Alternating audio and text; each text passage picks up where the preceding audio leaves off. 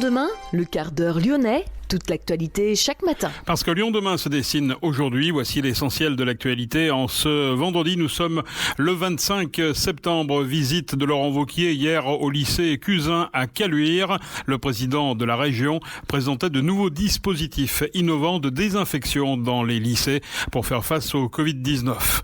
Alors que la France compte 16 000 nouvelles contaminations en 24 heures selon Santé publique France, suite aux nouvelles mesures annoncées par le gouvernement et la préfecture dans la lutte contre le coronavirus, la ville de Lyon et l'agence régionale de santé ont ouvert au Palais des Sports de Gerland un dispositif de dépistage du Covid-19. Explication avec le reportage de Charlène Robert dans cette édition.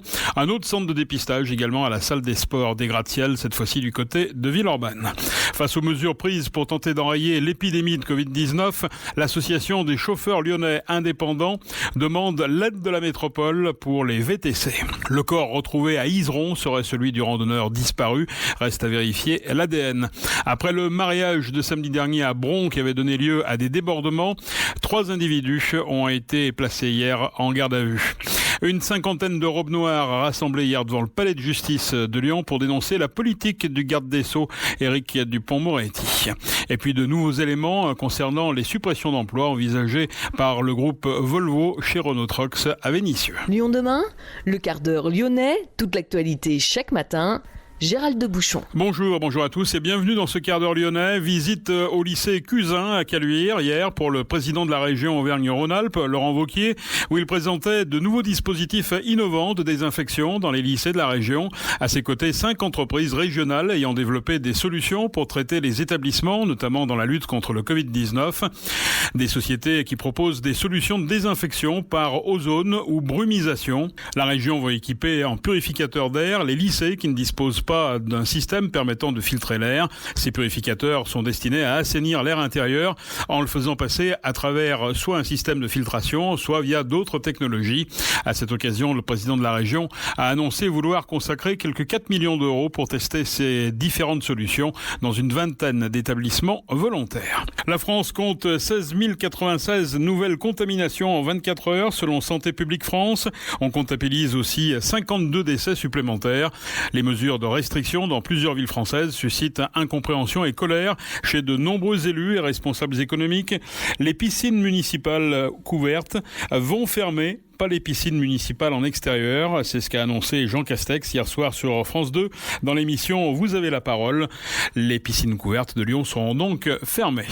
Suite aux nouvelles mesures annoncées par le gouvernement et par la préfecture dans la lutte contre le coronavirus, la ville de Lyon et l'agence régionale de santé ont ouvert au Palais des Sports de Lyon, à Gerland donc, un dispositif de dépistage du Covid-19 dédié aux personnes prioritaires.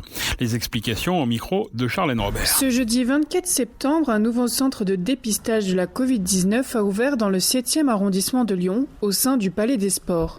Un dispositif dont l'objectif est de permettre un accès rapide aux tests pour les personnes prioritaires. Mis en place par l'organisation régionale de santé, ce nouveau centre bénéficie de l'appui de la ville de Lyon. Présentation du dispositif par le professeur Frédéric Laurent, chef du service de bactériologie à l'hôpital de la Croix-Rousse des Hospices civils de Lyon. Le dispositif il est fait pour que les personnes prioritaires puissent avoir accès à un dépistage simple, rapide et j'espère bien organisé. Donc en fait, nous avons organisé avec plusieurs files. Il y a une file qui est réservée aux personnes qui ont une ordonnance, une file qui est réservée aux personnels qui ont un document officiel justifiant du fait qu'ils sont en contact d'un patient Covid+. Et puis il y a une autre file qui correspond pour les symptomatiques. Et en fonction de ça, ils sont séparés. Alors la séparation vient du fait que dans les symptomatiques, on a probablement peut-être plus de risque d'avoir des gens qui sont positifs et on ne voulait pas forcément les mélanger avec des gens qui sont simplement en contact. Donc c'est pour ça qu'on a fait ce choix-là. Quels sont les moyens humains mis en place au sein de ce dispositif ? Là, on est sur un dispositif, il y aura dès lundi 10 enregistreurs, 10 préleveurs, donc un dispositif qui est plus densifié et on a la capacité de monter un peu en plus en fonction de la demande qui sera sur le centre. Pendant combien de temps ce centre de dépistage restera en place ? Alors pour l'instant, ce que l'ARS nous a demandé, c'est d'être prêt sur un dispositif qui puisse durer 3 mois. Ça pourrait être plus court, ça pourrait être plus long. Vous savez qu'en fonction des décisions qui sont prises et des choix, et puis de la situation épidémiologique surtout, on adaptera le dispositif. Quels sont les avantages du Palais des Sports pour ce genre de dispositif ? L'intérêt au Palais des Sports, c'est que les gens vont être dans les coursifs pour attendre d'être prélevés et ça leur permettra d'être à l'abri parce que le temps va probablement se détériorer un peu, je pense, dans les jours à venir, entre la pluie, le vent, le froid. Donc au moins, les gens pourront être à l'abri.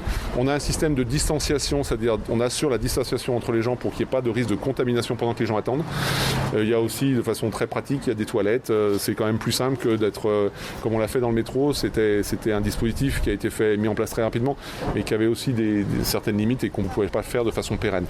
Concernant le rôle de la municipalité dans ce dispositif, Céline Delorence, adjointe au maire de Lyon, déléguée à la santé et à la prévention, nous en dit plus.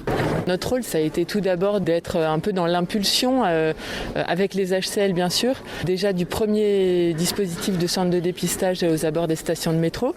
C'est un dispositif qu'on a travaillé avec l'ARS, on a été assez proactif dans ce dispositif et on a mis en place du coup toute la partie logistique et sécurisation. Et ici, de la même manière, une fois que on a considéré que le dispositif aux abords des métros n'était pas adapté pour toute une série de raisons, on s'est vite mis en quête d'un nouveau site et d'un site qui garantisse en termes de sécurité pour les personnes qui venaient se faire dépister et aussi en termes de conditions de travail pour les personnes qui venaient faire les tests et les préleveurs et aussi les administratifs. Donc on s'est mis en quête de ce site et derrière il y a toute la partie organisationnelle, logistique, sécurisation des fils et puis tout ce qui va avec, partie financière aussi. Pour vous faire dépister, vous pouvez donc vous rendre au Palais des Sports au 350 avenue Jean Jaurès dans le 7e arrondissement de Lyon, ouvert pour le moment du lundi au vendredi de 8h30 à 17h30.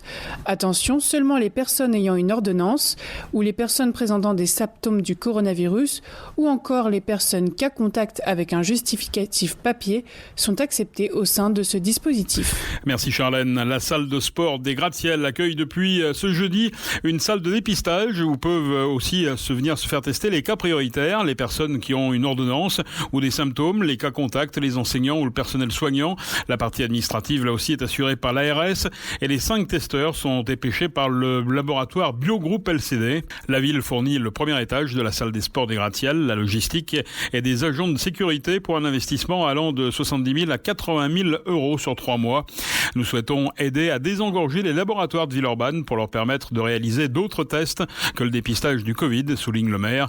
Le centre de test est ouvert de 7h30 à 11h pour ce qui concerne Villeurbanne. Face aux mesures pour tenter d'enrayer l'épidémie de Covid-19 à Lyon et dans la métropole, l'association des chauffeurs lyonnais indépendants demande l'aide de la collectivité dans une lettre ouverte destinée au président Bruno Bernard, mais également à l'ensemble des élus, avec l'annulation de la foire de Lyon, la suspension de l'organisation du CIRA en janvier prochain, ou encore la fermeture des bars à 22h. Les chauffeurs de VTC se retrouvent dans une situation bien compliquée. Beaucoup de chauffeurs redoutent l'échéance du 31 décembre, synonyme pour eux de la fin du fonds de solidarité pour les TPE, indépendants et micro-entrepreneurs. L'association des chauffeurs lyonnais indépendants demande que l'aide d'urgence supplémentaire de 1 000 euros pour les mois correspondant à l'éligibilité du fonds de solidarité accordé par l'ancien président David Kimmelfeld soit rétablie. Le nouvel exécutif avait décidé de ne pas la prolonger au mois de juin. Une demande à l'échelle nationale pour étendre le fonds de solidarité jusqu'au 30 juin 2021 est aussi en cours de préparation. Lyon demain, un site internet, du son, de l'image, un média complet pour les Lyonnais qui font avancer la ville. Le corps retrouvé à Izeron serait celui du randonneur disparu. Les papiers d'identité de Patrick Girardi étaient dans le sac à dos du corps découvert mercredi entre Izeron et Turin. Mais seule l'analyse ADN et l'autopsie détermineront avec certitude s'il s'agit du randonneur disparu depuis le 22 août. Après le mariage de samedi dernier à Bron qui avait donné lieu à des débordements, rodéo en grosse cylindrée, retard, invectives, l'enquête du commissariat local a finalement débouché sur l'arrestation de 3 individus habitant à Bron. Hier soir, les 3 protagonistes présumés des faits étaient en garde à vue avant d'être déférés au parquet en vue d'une comparution immédiate pour outrage et rébellion sur personne dépositaire de l'autorité publique et menace de crime ou délit. Ils ont nié leur implication. Une 50aine de robes noires se sont rassemblées hier devant le palais de justice de Lyon pour dénoncer dénoncé la politique du garde des Sceaux, Éric Dupond-Moretti. Les principaux syndicats de magistrats, l'Union syndicale de la magistrature et l'ESM, ont sonné la charge contre le ministre de la Justice en visant ses récentes décisions visant le parquet national financier, puis l'école nationale de magistrature, jugée dangereuse dans un état de droit. Les magistrats se sont également rassemblés du côté de Villefranche-sur-Saône. Lyon demain, la radio lyonnaise a écouté partout dans le monde. De nouveaux éléments concernant le nombre de suppressions d'emplois décidées par le groupe Volvo. Il n'y aura pas 363 postes supprimés, mais 323, un différentiel de 40. C'est moins pire que ce qui avait été annoncé, indique le syndicat CFE-CGC. Le 16 juin, 463 suppressions de postes étaient envisagées lorsque Volvo a fait connaître sa décision de réduire ses effectifs en France. Ce jour-là, la CFE-CGC avait retenu la possibilité de limiter la réduction d'effectifs d'une centaine de postes en réintégrant des activités sous-traitées évoquées par le groupe. C'est le cas donc. Ce sont les cols blancs, les techniciens et les cadres qui sont majoritairement concernés, particulièrement le secteur de la recherche et développement. La négociation sur les modalités de la rupture conventionnelle collective a démarré le 2 septembre dernier. On vous en parlait hier matin, l'association La Ville à Vélo organisait hier un rassemblement sur le pont Poincaré à Caluire pour protester contre le retard des aménagements cyclables sécurisés sur l'axe nord entre le Val-de-Saône et la Pardieu. Les services de la métropole travaillent à une solution d'aménagement provisoire mais sécurisée dans les 6 semaines pour permettre aux nombreux cyclistes qui l'empruntent de circuler en toute tranquillité sur ce pont Poincaré. Des travaux de sécurisation vont donc être engagés sur le terrain prochainement pour que ce secteur soit sécurisé au plus tard dans 6 semaines.